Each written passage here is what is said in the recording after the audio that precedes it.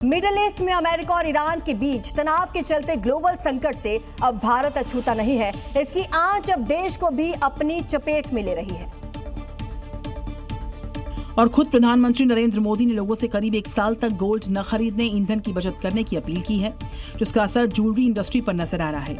आज सुबह मार्केट खुलते ही कई ज्वेलरी कंपनीज के शेयर में भूचाल सा आ गया। गोल्ड ज्वेलरी बेचने वाले कई कंपनियों के शेयर में भारी गिरावट आई है।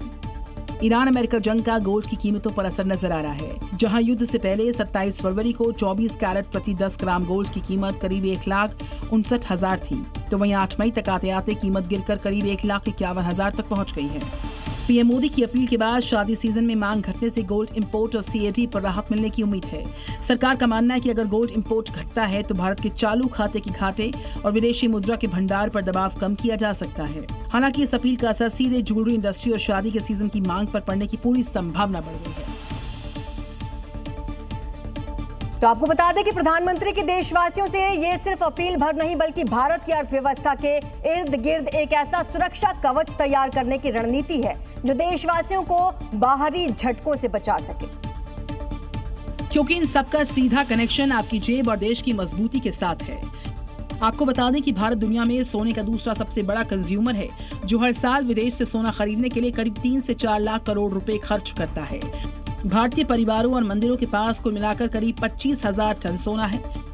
इसके बावजूद भारत हर साल विदेश से सोना खरीदने के लिए 3 से 4 लाख करोड़ रुपए खर्च करता है।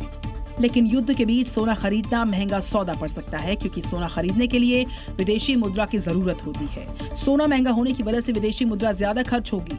इसी खर्चे को कम करने और देश को ग्लोबल संकट से बचाने के लिए पीएम मोदी ने लोगों से अपील की कि कुछ समय के लिए घर में शादी या इवेंट के दौरान गोल्ड को खरीदने से बचा जाए।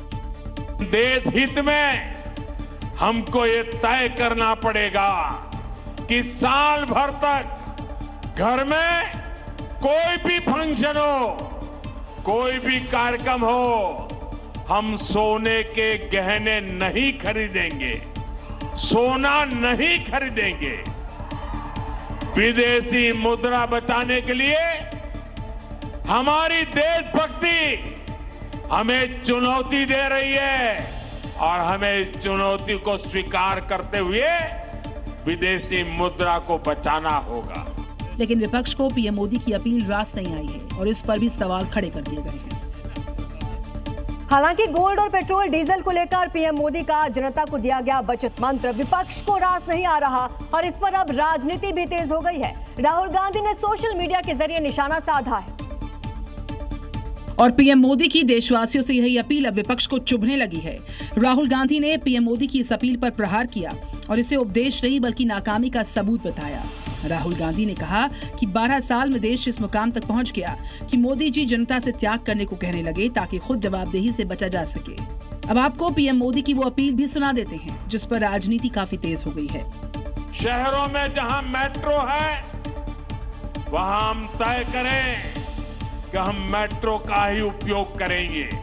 अगर कार में ही जाना जरूरी है तो फिर कार पूल करने का प्रयास करें और भी लोगों को साथ बिठा लें। जिन लोगों के पास इलेक्ट्रिक व्हीकल है वो भी कोशिश करें कि इलेक्ट्रिक व्हीकल का ज्यादा से ज्यादा उपयोग करें। दरअसल मिडिल ईस्ट में बढ़ता तनाव अब सिर्फ 2 देशों की जंग भर नहीं रह गया, बल्कि एक ग्लोबल इकोनॉमिक क्राइसिस में बदल चुका है। कच्चे तेल की कीमतें आसमान छू रही हैं। पिछले 70 दिन से ज्यादा वक्त से हॉर्मुज़ ब्लॉक है, सप्लाई चेन टूट रही है।